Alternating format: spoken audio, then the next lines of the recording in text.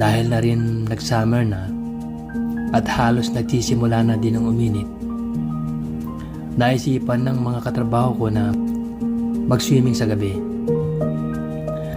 Dahil sa nasanggod naman ako at mukhang masaya naman, sumama na ako.